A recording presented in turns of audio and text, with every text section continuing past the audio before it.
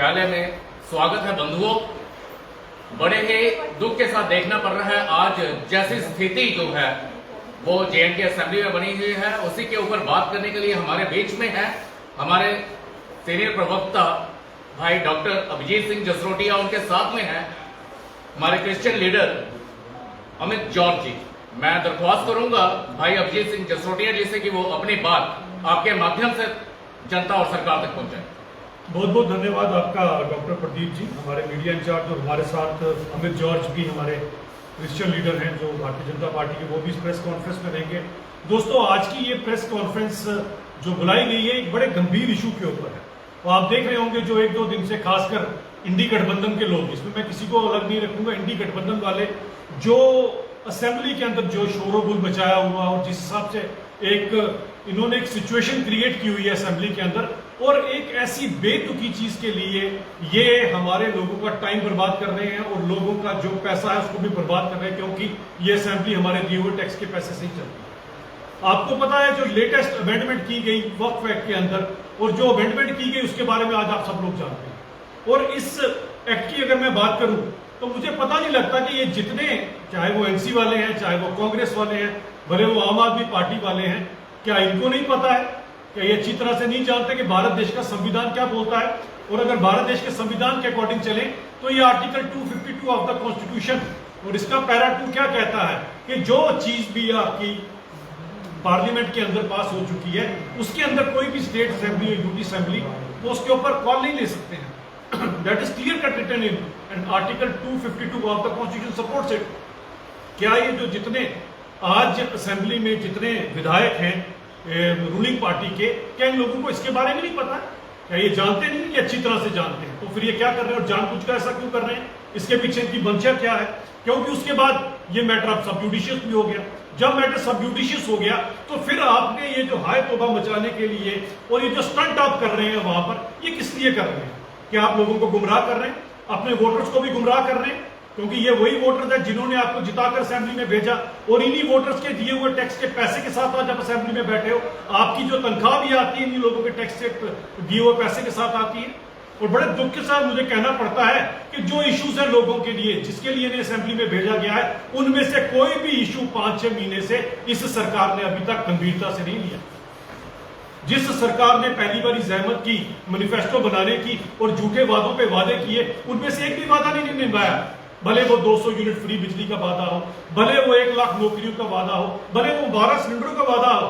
इसीलिए लोगों का ध्यान डिस्ट्रैक्ट करने के लिए, ताकि लोग इनसे एग्जैक्ट मुद्दे ना पूछें, लोग इनसे अपनी सड़क पानी की बात ना करें, लोग इनको अपने बाकी इशू ना बताएं, इसीलिए सभी के सभी मिलकर लोगों को गुमराह कर रहे हैं। क्योंकि मैंने आपके सामने आर्टिकल 252 की आपके सामने बात कर, अब इनकी ये जो मंशा, और मैं ये जरूर कहूंगा कि जितने भी लोग आज असेंबली में इस चीज के ऊपर वहां पर उपद्रव मचा रहे हैं और एक बहुमूल्य समय है असेंबली का जिसे बर्बाद कर रहे हैं, मैं उनके सभी वोटरों को अपील करना चाहता हूं कि आप इनसे पूछें कि ये ऐसा क्यों कर रहे हैं, और अपने मुद्दे के बारे में पूछें कि हमारा मुद्दा आपने क्या डिस्कस किया कि नहीं किया, जिसके लिए हमने आपको जिताकर वहां पर भेजा है।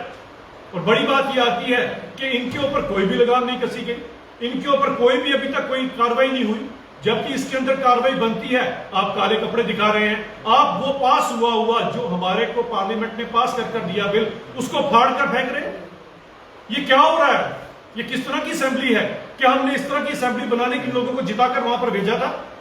आज का लोगों को इनको पूछना नहीं चाहिए कि आप किस तरह से ये सब काम कर सकते हैं, और इनकी मंशा क्या है इसके पीछे, हम इनसे जरूर पूछना चाहते हैं। और अगर नेशनल कॉन्फ्रेंस जो इन सब के लिए सबसे आगे लीड लेकर बैठी है और उन्हीं के स्पीकर हैं, अब पता नहीं वो उन्हीं के स्पीकर हैं या किसके स्पीकर हैं और किस तरफ क्या कर रहे हैं, मैं उसके बीच में जाना नहीं चाहता, क्योंकि I have got full respect for that chair.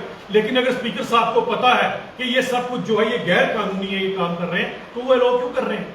इनके खिलाफ क्या उन्हें कार्रवाई नहीं करनी चाहिए?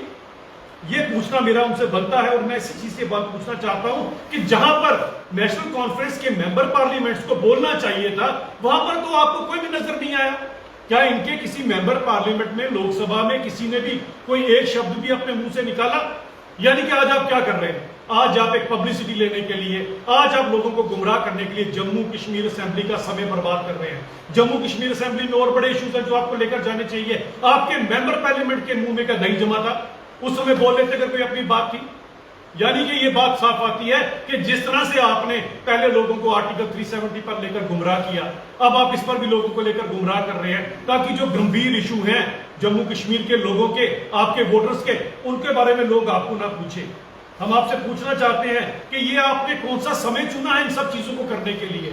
मैं समझ सकता हूं ये जो पब्लिसिटी स्टंट आपका है, इसके लिए तो आप लोग सभी के सभी आज एक दूसरे के आगे स्कोर गेन करने के लिए आ रहे हैं, लेकिन मैं पूछना चाहता हूं क्या ये जो समय, इस समय आपने चुना है, क्या अगर मैं कश्मीर के संदर्भ में बात करूं या जम्मू के संदर्भ में बात करूं, क्या ये सही समय, उचित समय है? क्योंकि आप जो असेंबली में आज पिक्चर पूरे हिंदुस्तान में भेज रहे हैं, उसके कारण क्या ये टूरिस्ट सीजन है, जिस टूरिस्ट में यहाँ पर हमारे जम्मू कश्मीर की मैक्सिमम इकोनॉमी टूरिज्म पे डिपेंडेंट होती है, और मार्च ऑनवर्ड्स यहाँ पर टूरिस्ट आना शुरू हो जाते हैं। लेकिन आप इस तरह की जो वहां से पिक्चर्स भेज रहे हैं पूरे हिंदुस्तान के अंदर, आप क्या बताना चाहते हैं? ताकि टूरिस्ट यहाँ ना आए, ताकि वो जो पसमानदा जिनके लिए एक्ट बनाया गया, जिनके लिए इसमें रिफॉर्मेशन लाई गई, वो पसमानदा और पसमानदा हो जाए। क्या आपको इतनी भी, थोड़ा सा भी इनके लिए कोई कंसर्न नहीं है? भले वो फड़ी वाला है, भले वो शिकारा वाला है, भले वो रेडी वाला है, जो वेट करता रहता है पूरे साल कि कब सीजन आएगा और कब मैं अपने पूरे साल का खर्चा पानी जो है वो टूरिस्ट से निकालूंगा।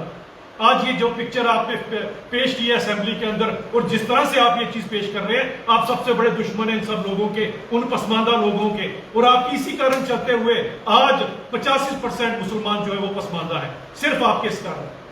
और ये जो वक्त के अंदर संशोधन लाए गए, ये इसीलिए लाए गए ताकि इन लोगों के लिए इनकी सुध-बुध ली जाए, ताकि इनको बेनिफिट हो सके, जिसके लिए वक्फ बोर्ड बना था। और बड़ी बात ये आती है कि अगर मैं इंडी गठबंधन की बात करूं तो इनके दोहरे मापदंड की राजनीति मुझे समझ नहीं आती है। क्योंकि अगर आप केरल में चले जाएं तो केरल में वहां पर अगर ये द हिंदू में जो न्यूज़पेपर में आया है कि वहां पर तो ये लोग प्रिपेयर्ड हैं अमेंडमेंट के साथ वक्फ बोर्ड के एक्ट को लेने के लिए। कारण क्या है? क्योंकि मेरे केरल के जो क्रिश्चियन है समुदाय जो सफर रहे हैं, इसके कारण उन्होंने इनको अपील की, उन्होंने कहा। तो क्या कांग्रेस और इंडी गठबंधन केवल और केवल वोट बैंक की राजनीति के लिए काम करता है? मैं पूछना चाहता हूं कि इसी एक्ट के कारण सबसे बड़ा अगर कोई सफर है तो आपके सामने वो पसमानदा मुस्लिम और मुसलमान है। क्योंकि 50,000 के करीब जो केस इसमें लगे हुए, उसमें 25% केस तो मुसलमानों ने लगाए हैं। तो आप ये किस बातों से लेकर चल रहे हैं? और मुझे बड़े दुख से कहना पड़ता है कि ये वही 10-15% के लोग हैं जो बाकी के 85% लोगों का भला नहीं चाहते। और मैंने बार बार इनसे पूछा, मुझे बताएं कि आज तक इस एक्ट के चलते आपने कितने स्कूल्स बनाए, कितनी यूनिवर्सिटीज बनाई, कितने हॉस्पिटल्स बनाए, कितने पसमानदा लोगों को उनकी पसमानदी पे उठाकर ऊपर लेकर गए। आज भी आप राजनीति करने से परहेज नहीं कर रहे इन सब चीजों के ऊपर, केवल और केवल राजनीति के लिए और हाउस का समय बर्बाद करने के लिए आप ये काम कर रहे हैं, और फोटो आप के लिए ये काम आपके थ्रू किया जा रहा है। और यही काम आपने इंडी गठबंधन वालों ने सीए और एनआरसी के समय भी किया था। तब भी आप लोगों को गुमराह कर रहे थे कि आपकी नागरिकता छीन ली जाएगी, आपके साथ ये कुछ हो जाएगा। शाहीन बाग का इंसिडेंस आपको याद होगा। तभी ये कारण है कि इस चीज के ऊपर कोई भी शाहीन बाग से आपके साथ नहीं खड़ा होगा, क्योंकि उन्हें पता लगा कि आपको केवल गुमराह करते हैं। तब भी हमने आपको बार बार कहा था कि वो जो सीए एनआरसी बना है ये किसी की नागरिकता छीनने के लिए नहीं, नागरिकता देने के लिए बना है। लेकिन आपने नहीं माना। लेकिन आज आपको पता चल गया सत्य क्या है। आज भी वक्फ अमेंडमेंट को लेकर बोल रहे हैं कि वक्फ अमेंडमेंट के अंदर जो है वो खासकर इसीलिए किया जा रहा है ताकि लोगों का फायदा हो सके, ताकि कोई स्कूल कॉलेजेस बन सके, कोई और चीजें बन सके। इसके अंदर एक भी मुझे प्रावधान बता दीजिए जिसके अंदर किसी से कोई प्रॉपर्टी छीनने का प्रावधान है।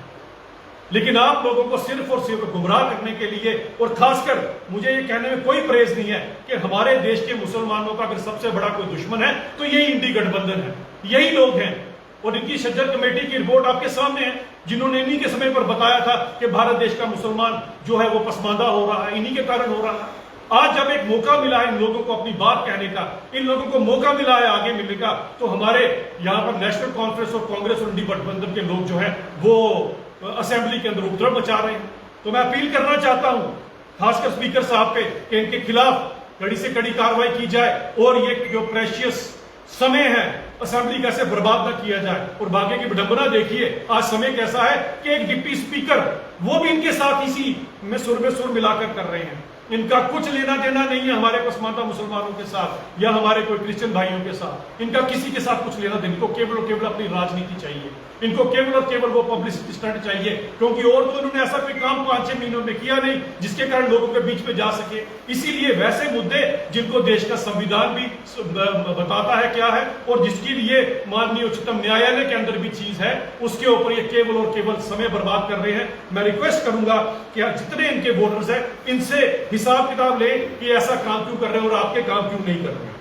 बहुत बहुत धन्यवाद। अभिजीत जी, एक चीज और अभी देखने को मिल रही है कि पीडीपी और पीसी पीपल्स कॉन्फ्रेंस की तरफ से एक नो कॉन्फिडेंस मोशन स्पीकर के खिलाफ किया गया है वक्फ बिल के ऊपर। एनसी का स्टैंड अभी फिलहाल क्लियर हो नहीं पाया है, पर इस पे इन दोनों पार्टीज ने अपना स्टैंड क्लियर कर दिया है और सीधा कहा गया है कि उनकी तरफ से कि हम लोग स्पीकर के ऊपर भरोसा नहीं करते हैं। क्या सोचते हैं उसके ऊपर? देखिए, ये तो उनकी अपनी हो सकती है सोच, वो क्या करते हैं क्या नहीं, लेकिन हाँ, स्पीकर साहब का जो रोल होना चाहिए इस समय वो नहीं हो रहा है। मैं साफ इसमें कहना चाहता हूँ, क्योंकि स्पीकर साहब ने कहा जरूर कि हम ये सब चीजें और ये एक्ट बनता है, लेकिन मुझे लगता है कि इसके ऊपर कार्रवाई क्यों नहीं की गई। कल का दिन सारा बर्बाद हुआ, आज का दिन भी आप बर्बाद कर रहे हैं इन सब चीजों के ऊपर। आपकी मंशा क्या है, इसके ऊपर मुझे लगता है स्पीकर साहब को संज्ञान लेना चाहिए, वरना तो डाउटफुल हम भी हैं उनके रोल को लेकर।